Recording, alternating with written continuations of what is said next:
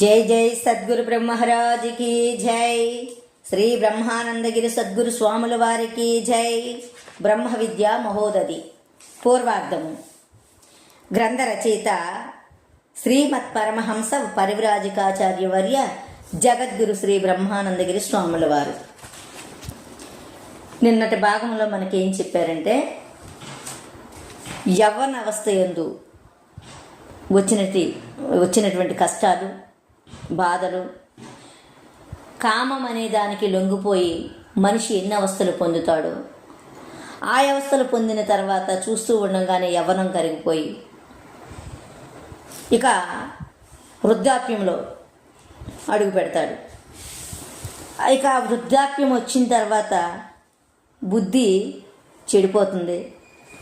అలాగే శరీరం ముడతలు పడి తల వెంట్రుకలు మెరిసిపోయి దంతములు ఊడిపోయి నరములు శక్తి లేక కీళ్ళు పట్టు తప్పిపోయి తన శరీరము తనకే దుర్బలమైపోతుంది. కానీ ఇన్ని జరిగినప్పటికీ కూడాను ఆశ మాత్రం అభివృద్ధి అవుతూనే ఉంటుంది. దానికి ఇవన్నీ పట్టి తప్పిపోయినప్పటికీ మనసు అనేదానికి దానికి నీరసం రాదు. అది చలన శక్తి కదా. ఈ కాలం పరిణామం చెందుతూ ఉంటే ఆ పరిణామ స్థితిని బట్టి ఆ మనసు కూడాను ఇలా ఉంటే బాగున్నా, అలా ఉంటే బాగున్నా అని చెప్పి దాని ఆశలు ఇంకా పెంచుకుంటూ ఉంటుంది. కానీ అది మాత్రం నేను ఇలాగ అయిపోయింది కదా, ఈ శరీరంలో కృషించిపోయిందని మాత్రం దానికి ఉండదన్నమాట. అలాగా దీర్ఘతర దైన్య దోషం తగులుతుంది. అంటే అది ఫస్ట్ నుంచి పుట్టిన కాడి నుంచి పోయే వరకు దానికి దోషమే. ఎందుకంటే అజ్ఞానంలో ఉంది, జ్ఞానం అని తెలియదు కనుక. హృదయమున సంతాపం కలిగి చేస్తుంది. ఆపదలన్నిటికీ మూల కారణమైనది ఎగో ఆశ మాత్రము ముసలతనమున అభివృద్ధి అయ్యి ఆ ఆశ చేత క్రోధం అనే దుర్గుణాలు పెరిగిపోయి అనేక రకాలైనటువంటి దుఃఖాలకు కారణమవుతుందండి. యోగ వాసిష్ఠ రామాయణం నందు చెప్పారు.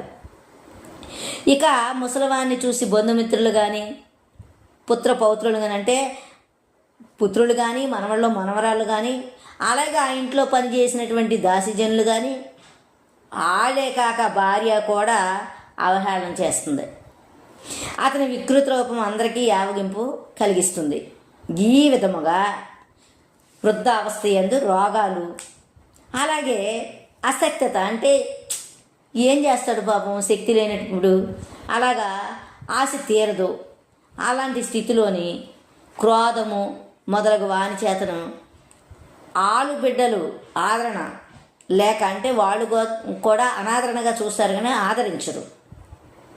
దానివల్ల దుఃఖం కలుగుతుంది.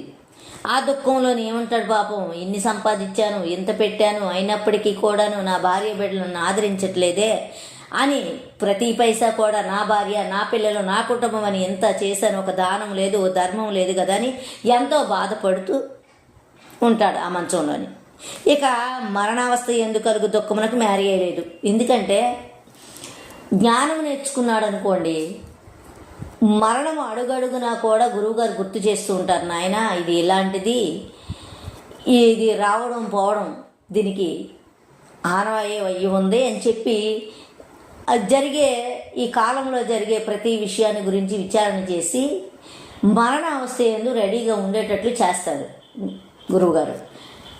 కానీ ఇక్కడ అజ్ఞాని అయినటువంటి జీవికి ఆశ, ప్రేమ, ఇవన్నీ రాగద్వేషాలతో కూడుకున్నటువంటి భావాలతోటి కుటుంబం పైనే మమకారం పెంచుకొని, ఇక దాన ధర్మము, మంచి చెడ్డ అనే జ్ఞానం, ఇంగిత జ్ఞానం లేకపోవడం వలన తనకేమవుతుంది, దుఃఖమే కలిగి, ఇక ఆ దుఃఖముతోటి మనిషి నన్ను ఇలా చూడలేదని భావంతో ఉండడం వల్ల, ఈ ప్రాణం ఆ మమకారంతో ఉండడం వల్ల ఆ తనువు నుంచి విడిపించుకోవడానికి ఎంతో కష్టపడడం వల్ల అప్పుడు మహా దుఃఖం కలుగుతుందన్నమాట. ఇక ఆ దుఃఖానికి ఎంత అంతని చెప్పడానికి లేదు. అందువల్ల ఎట్లాగా జ్ఞానియగు జీవునకు జనన మరణాది పర్యంతము సమస్త దుఃఖములు సంభవిస్తున్నాయి. అలాగా ఉండడం వల్ల అజ్ఞాని యోగు జీవుడి సంసారమునందు గట్టి యంత్రం వలె కిందకి మీదకి తిరుగుతున్నాడు. అంటే గట్టి యంత్రం అంటే నాకు తెలియదు, కానీ బావి అందు గిలక ఎలాగైతే లోపలికి పైకి నీళ్లు తోడేటప్పుడు తీసుకొస్తూ ఉంటుందో అలాగే కిందకి పైకి అంటే పుట్టడం చవ్వడం చేస్తూ ఉంటాడనమాట. ఆ పుట్టిన తర్వాత బాలుడవుతున్నాడు, ఎవ్వడవుతున్నాడు, వృద్ధుడవుతున్నాడు, మరణిస్తున్నాడు అని ఆత్మ పురాణంలో ఈ విషయం చెప్పబడిందని చెప్తున్నారు గురువుగారు. ఇక మానవ శరీరమును పొంది ఆత్మజ్ఞానం సంపాదింపని జీవుడు ఆ మానవ శరీరం నశించిన పెదపై 84 లక్షల యోని యందు పుట్టుచూ చచ్చుచూ సుడిగుండంలో పడిన పురుగు వలె జన్మ పరంపరముల యందు తిరుగుచు అనేక దుఃఖాలను అనుభవిస్తున్నాడు. కనుక నీవు పవిత్రమగు ఆత్మజ్ఞానము సంపాదించి తుచ్చములకు విషయభోగముల యందు వాంఛన వీడువని శిష్యుడికి బోధిస్తున్నాడు. ఈ మానవ జన్మము యందు పరబ్రహ్మతత్వము తెలుసుకొననిచో సత్యమైన బ్రహ్మానందం తెలుసుకునిచో సత్యమైన బ్రహ్మానందం కలుగుతుంది. పవిత్రమైన మానవ జన్మ ఎత్తియు ఆ బ్రహ్మతత్వమును తెలుసుకోలేదనుకో జనన మరణ రూపమైనటువంటి ఘోర సంసారం అనే దుఃఖం సంభవిస్తుంది. పండితులు సర్వభూతమునందు అద్వితీయ ఆత్మతత్వంను తెలుసుకొని ఎవరైతే మహాత్ములు ఉన్నారో, బ్రహ్మజ్ఞానులు ఉన్నారో వాళ్ళు ఆత్మతత్వంను తెలుసుకొని జనన మరణ రహితమగు పరమార్థమును పొందుతున్నారని కేనోపనిషత్తునందు చెప్పారనమాట. కనుక నీవు సాధన చతుష్టయ సంపన్నుడివై సద్గురువుని ఆశ్రయించి పరమార్థాన్ని తెలుసుకోమని గురువుగారు చెప్పారు. అయితే ఇక్కడ శిష్యుడు ఏమంటున్నాడంటే, అయ్యా లభించిన విషయ భోగాలను విడిచిపెట్టి లభించిన మోక్షం కొరకు ప్రాకులాటకు నేనేమంత మూర్ఖుణ్ణి కాను. తల గురిగించుకొని భస్మ అంటే ఒంటి నిండా భస్మం పూసుకొని కాషాయాంబరాలను ధరించి నాకు లభించినటువంటి భోగాల్ని విడిచిపెట్టి మఠాల్లో తిరిగి ఆత్మసుఖం కొరకు అలమటించుట 3 లక్షణం నాయనా. నేను గృహశాస్త్రమున ధనం సంపాదించి సర్వభోగాలను అనుభవిస్తున్నాను. ఇక విషయభోగమును అనుభవింపజాలని అసమర్థుడే మోక్షం కొరకు పరితపించారు. కానీ సన్యాసం, వేదాంతం, దరిద్రులకు, కుంటి, గ్రుడ్డి మొదలగు అనాథుల కొరకు ఏర్పడినవి.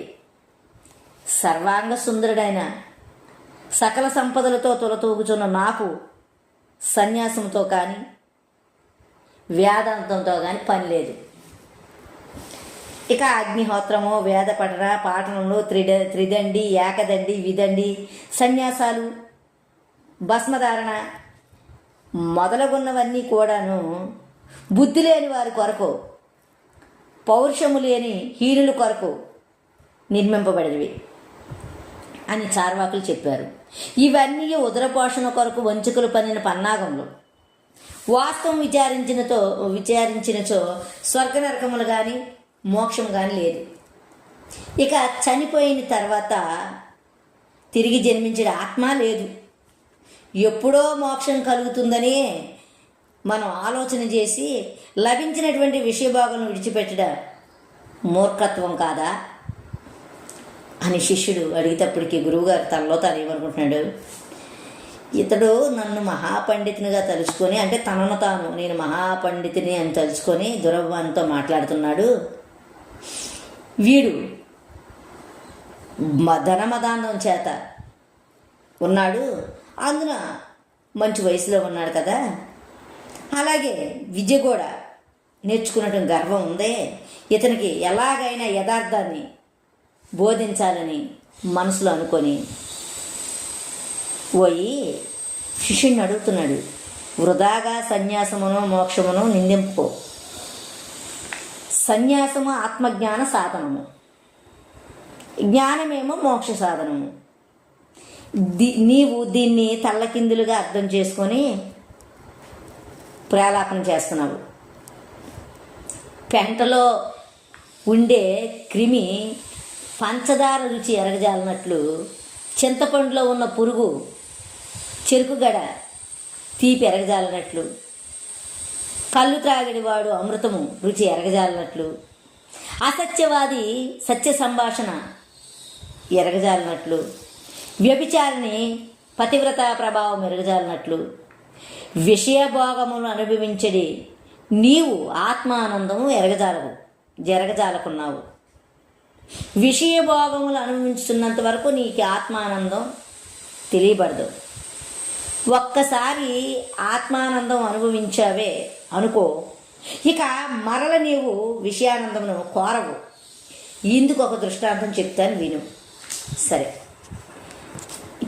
ఈ రోజుకి ఈ భాగం ఇంతటితో ముగిస్తూ రేపటి భాగంలో కలుసుకుందాం.